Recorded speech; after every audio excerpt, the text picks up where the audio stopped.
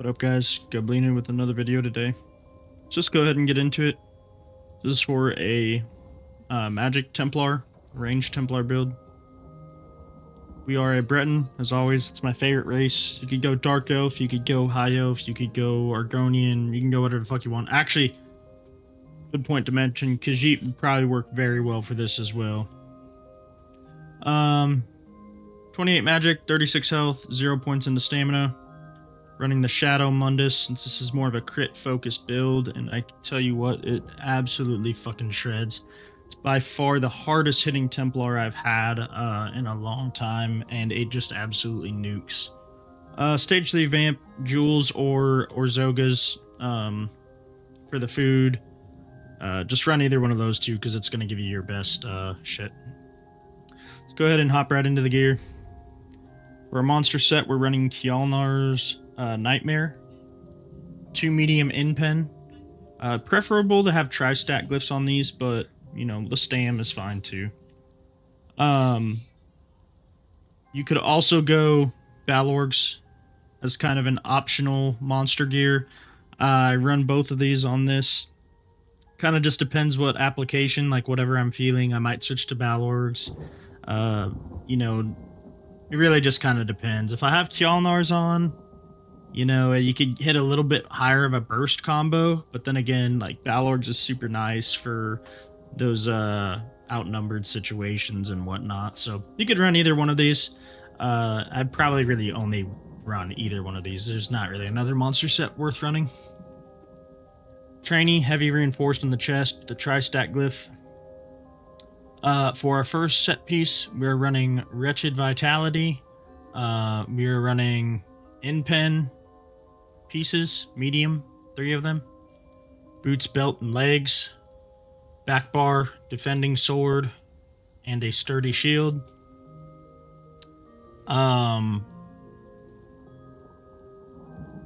Anyways, moving on to the Mythic. We're running Saint and Seducer as always. In my opinion, it's the best Mythic in the game, hands down. And when it comes to building crit, there's no reason not to run it. If you're building or playing anything in this game that has crit damage right now, and you can't get major force any other way, like through your build sets, character, whatever, there's zero reason why you are not running this. It is by far the best Mythic in the game. For our main front bar set, we're running Mechanical Acuity. We have a sharpened lightning staff. Preferable sharpened. Really wouldn't go Nernhoned on this, just because our penetration isn't super high. We are running reinforced legs, Mechanical Acuity, and then 2 rings infused with weapon and spell damage enchants. Forgot to mention also, I just am really a huge fan of the reduced cost on 1 enchant on my bar, so this is optional. You can go damage if you want to. Personally, I don't see any point for it. This nukes already so fucking much. I dropped this arc in like 3 seconds. It was fucking insane. Not as strong as Warden, like Polar or Northern Storm right now with Acuity, but still pretty strong. Anyways, that's pretty much it on the gear side of things. Let's go ahead and move on into the skills. For our Spammable, we're running Magical Soul. So this is the scribing skill from Soul Magic. We are running the Templar class script.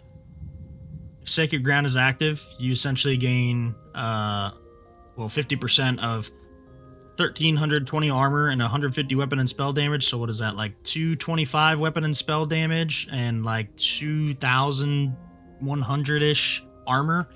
So essentially whenever you cast a skill, you're gonna gain 1320 armor and 150 weapon and spell damage. But if you have the Sacred Ground passive on, which just comes from being in one of our runes, you're essentially getting just a little bit more benefits on that. You could probably go something else if you want to, heal, damage over time, whatever. I just find this is the best one. Gives us a little more weapon damage. I don't see any reason not to run it. Didn't really find anything else there that sounded good. And then we're putting Major Breach as part of the Spammable for 10 seconds. So anytime you hit them with the skill, they get hit with Major Breach, which reminds me, I should probably get some of these passives. In any case, next skill is Power of the Light. Now this is going to hit Sundered status effect, which will also increase our penetration since Sundered status effect does Minor Breach, I believe. Super important to have with our burst combo. Cheap stamina skill. Overall, just really lines up with our combo perfectly and to fucking nuke people. Binding Javelin. This is our CC. Essentially, with our combo, you're going to hit this right before your meteor drops. It's going to stun them. They take the full damage of the meteor. And yeah, it just hurts really bad. Now, you could go the magic version if you want to. I just have the stamina one because I find that on this build, I can give up more stamina than I can magicka. Degen for our Major Brutality and Sorcery buff. You could probably take this off if you want to and run Spell Power pots. However, I like running Tri-Stat pots. Those are the potions that I'm running, so I kind of just have Degen on here. If you did run Spell Power pots, you could just throw on Extended Ritual somewhere on your bar, probably on the back bar, and then move Vigor to the front bar here. Radiant Oppression, fucking like the best execute in the game. Just hits super fucking hard with our combo. When these things start ticking for crits, you're getting 10k execute crits like every 2 seconds. It is fucking crazy. Unfortunately, I lost all my fucking gameplay. But I had clips of one where it hit this guy for like 10,000 back to back. It was gnarly. Ice Comet for our ulti. Pretty much the main bread and butter of this setup. And when this thing hits for a crit, it's just unbelievable. Moving on to the back bar.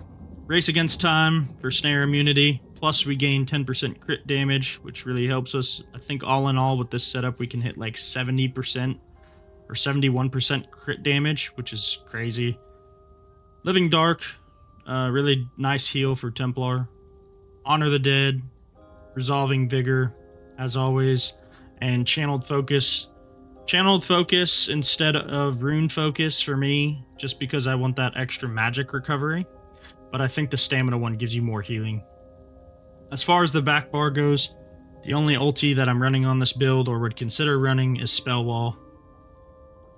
If you wanted to have some sort of group utility, which I don't see any purpose to that, at least in this setup, that's not really our goal. You could put on Rite of Passage. However, I think you'll find that having Spell Wall is the better option. That being said, optional skill, if you don't have the Magical Soul, you can run Crushing Shock here instead as your spammable. And since I'm not running Ice Staff, you can actually go ahead and pick up this passive. Typically, I don't grab this passive, Tri-Focus, if I'm running Ice Staff back bar, because I want my stamina cost for block instead of magic. But since we're not running an Ice Staff back bar, I would go ahead and pick up this passive. Anyways, as I was saying, if you don't have the scribing, just use Crushing Shock. Still hits really hard, still works very well. Just having this skill allows us to free up some space on our bar. Before, we'd have to run Ellie Sus on the back bar somewhere, and then as you can see, you start eliminating skills that are extremely useful to you, all just so you can gain Major Breach. It's kind of a waste to me, so I think this is way better, just for that reason alone. Go ahead and get into the CP. Resilience, as always. Need crit resist. There's so many crit Nightblades and everything nowadays. There's no reason not to run this. Master at Arms. This is 6% damage done with our direct damage attacks. Everything we do is direct damage, so I would slot this guaranteed. Ironclad.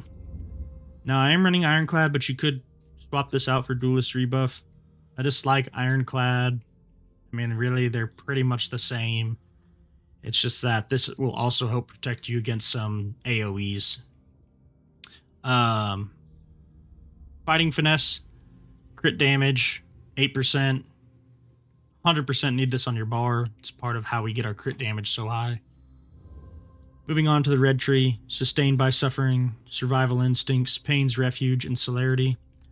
Now, celerity has kind of always been like a flex spot for me. You could go peace of mind if you want. However, I do like the speed with this since we are ranged. Having the celerity and race against time really helps to get out of sketchy scenarios pretty quickly.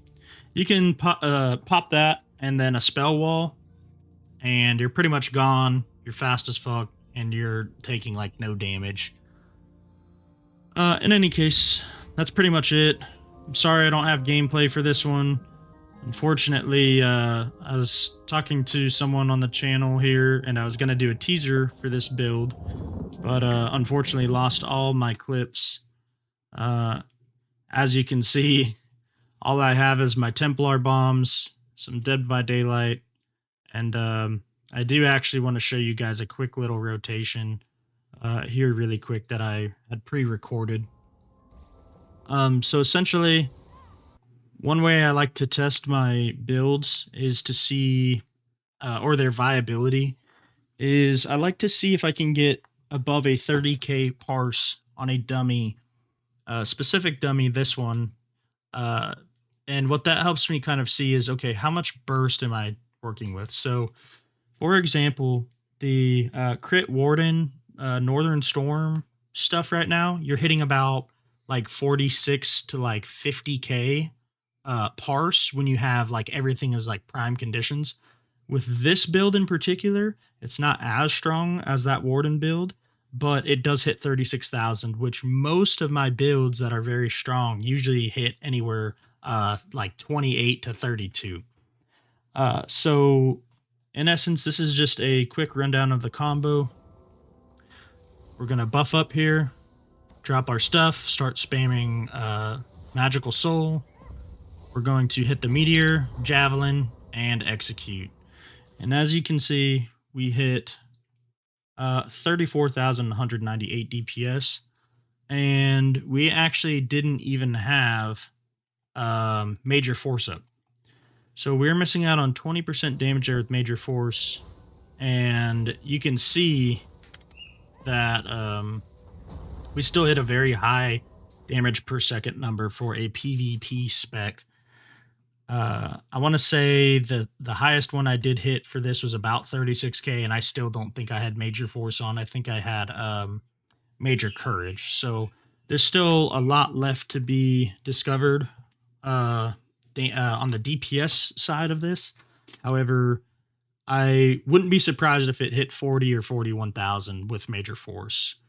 In any case, I did want to share this with you guys because I was going to post a teaser originally and just kind of was scrolling through my gameplay last night. Okay, I'm going to upload this teaser, and noticed, well, shit, I deleted all my gameplay, which was literally one day before I made the Templar bomb video, and it was just all gone.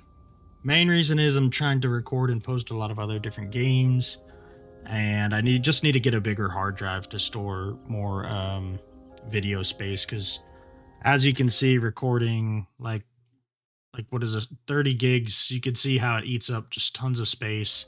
And I have a pretty decent sized hard drive, but I mean, when you're recording, you know, hours and hours of footage, it tends to eat up your storage space very fast. So in any case, try to upload some more gameplay of this, hopefully this weekend. I've been playing some other games like Dead by Daylight again, and trying to do some new stuff with the channel. Still going to focus mainly ESO content, but I'd really appreciate if you guys check out some of my other videos.